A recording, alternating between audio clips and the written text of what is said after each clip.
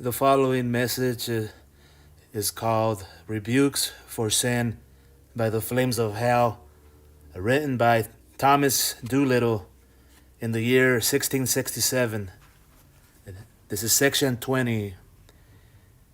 If God will rebuke sinners for their sins in another world with flames of hell, then since every man hath sinned, it concerns every man to inquire whether he shall escape this fire. I have showed before that the greatest part of the world shall be tormented in these flames, and but a few shall escape. Now, Christian reader, doth it not concern you to inquire whether you be one of those few? And take heed that you do not mistake. There are some now in this place of torment that once thought their condition to be good. There have been many died with great hopes and big expectations of entering into heaven, and did not confidently persuade themselves that they should escape forever this lake of fire, and yet were deceived, and must be now be in it forever.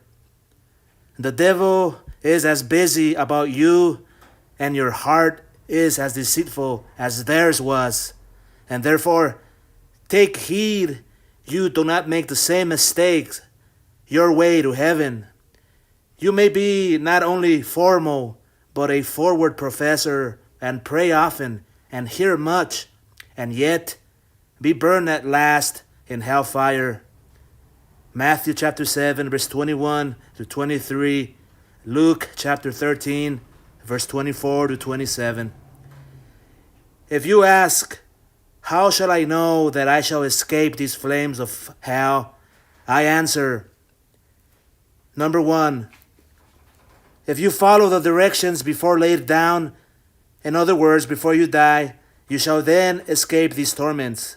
For example, if you are convinced of your lost state and see your need of Christ, and thus leave the love of every sin and walk in the holy ways of God, if you be humble and penitent and accept of the Lord Jesus Christ upon gospel terms, and perseveres in all this unto the end, thou art then one of those few that shall escape this lake of fire. But take a few more. And number 2, if you be one of Christ's sheep, and art not found among the goats, thou shalt not be cast into this lake of fire. It is to the goats to whom Christ will say, depart unto everlasting fire. Matthew chapter 25, verse 41. But the sheep he will call home. He will call to come to the possession of a glorious everlasting kingdom. Prove yourself to be one of Christ's sheep, and the question is resolved.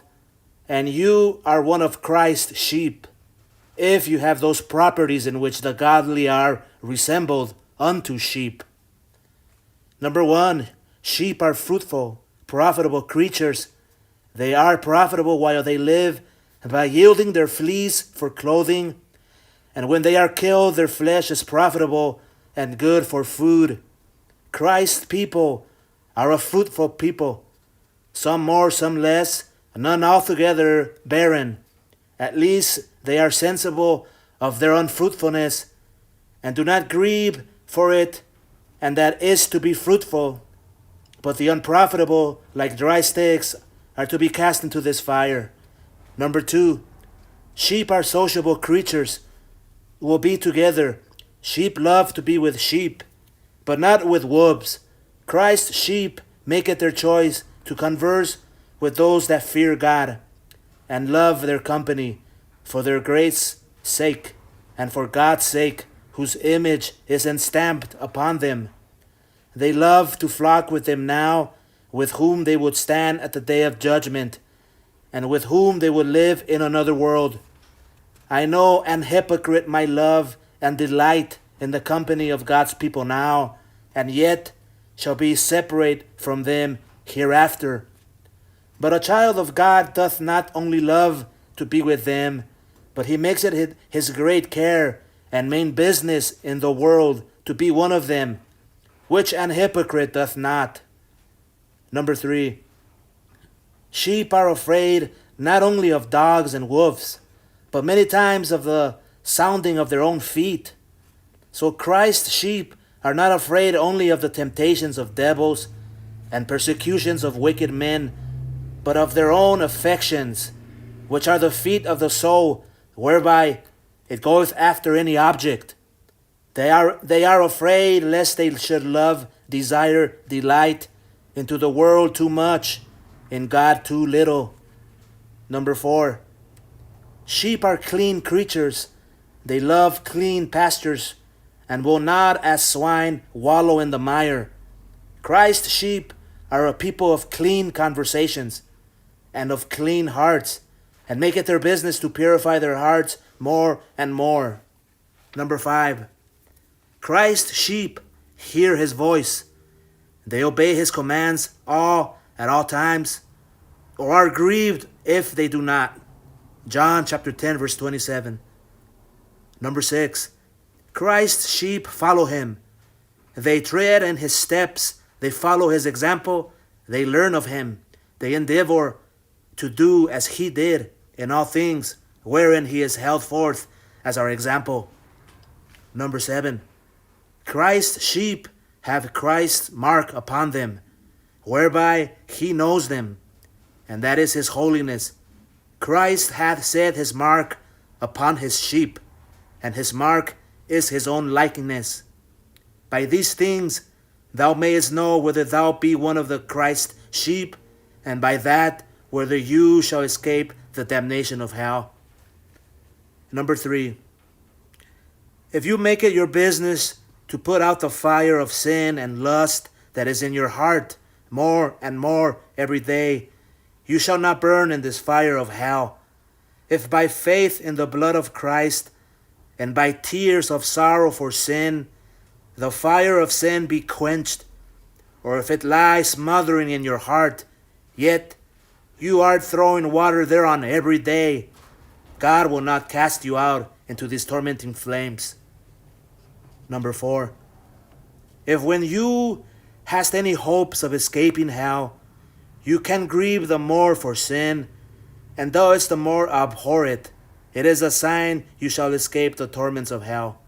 There are many, when they think that they must go to hell and burn in this everlasting fire for sin, can then be troubled for sin, can weep and howl.